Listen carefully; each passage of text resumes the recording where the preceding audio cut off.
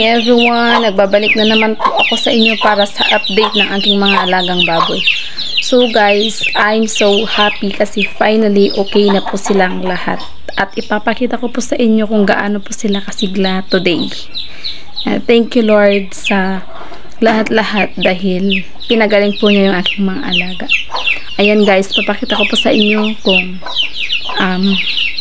ano na po yung lagay nila ngayon.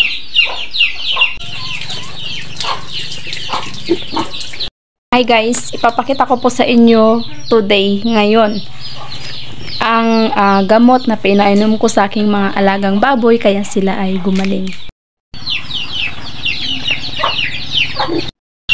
So guys, alam nyo ba kung ano yung ginawa ko sa kanila? Ito po, pinainom ko po ito sa kanila.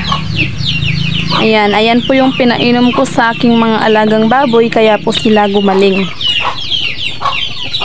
At ito ang dapat ninyong gawin para sila ay gumaling guys.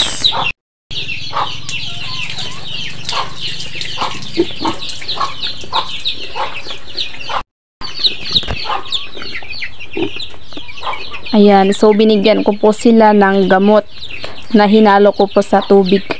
Ito po ay powder na hinalo ko po sa 1.5 na tubig. At yan ang dahilan kung ba't sila gumaling.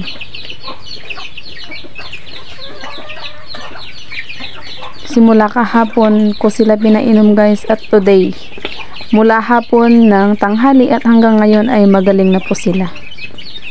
At masigla na din po silang kumain.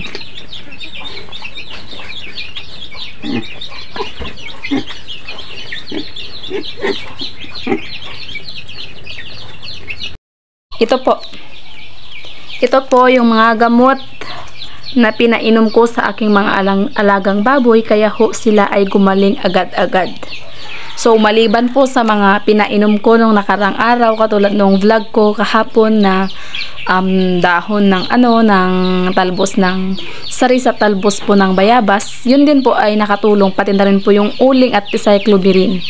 So hindi ko po alam totally kung ano yung magandang nangyari doon, at least sinubukan ko po lahat ng choice na maaari kong gawin para sila po ay gumaling agad-agad.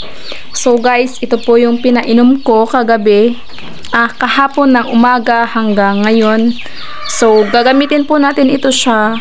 May indication po yan kung ilang araw nyo pong ipapainom sa inyong mga alaga. So ang aking pinainom po is ito, Primoxil. Ito po yung Primoxil powder. Ang aking pinainom, ito po ay 5 grams. 5 grams po ito. Ang laman ay 5 grams. At saka Apralite po yung isa pong pinainom ko. At ito po ay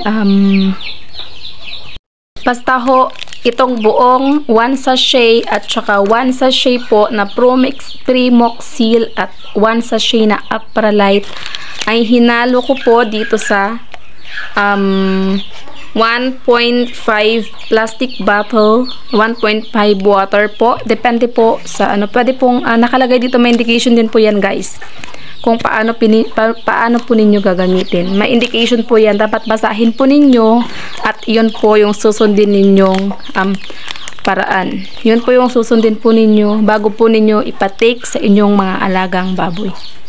So yung ginawa ko kasi is itong dalawang ito guys, bali dalawang sachet po nito, isang Primoxil at saka isang Apralite ay 1.5 water.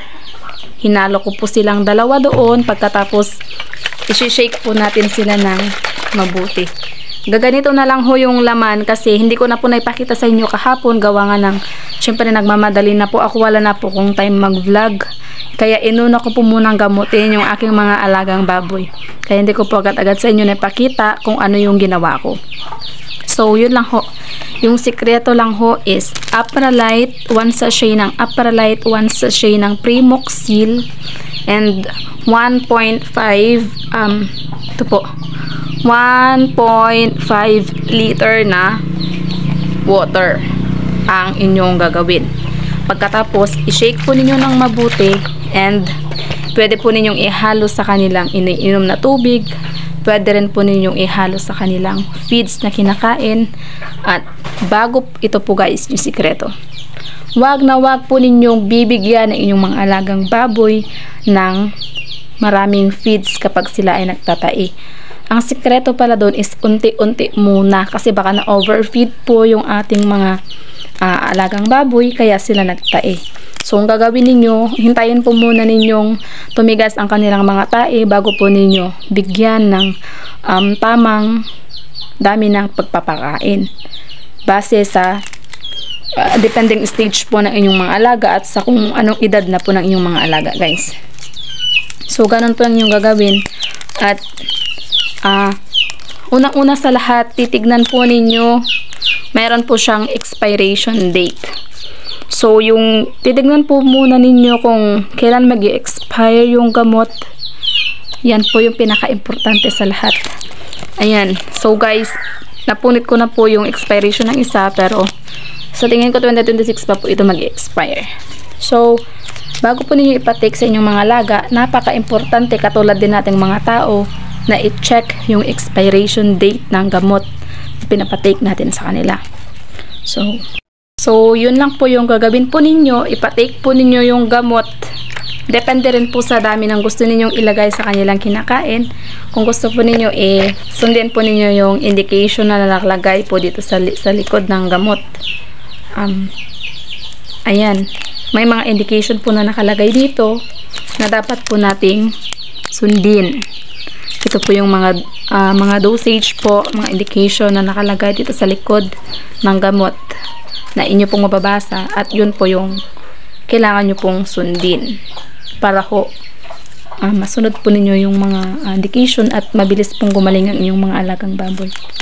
So, sana po ay makatulong po tong videos na ginawa ko para ho sa mga nagtatae baboy na katulad ko po na nag-aalaga ng hog racers.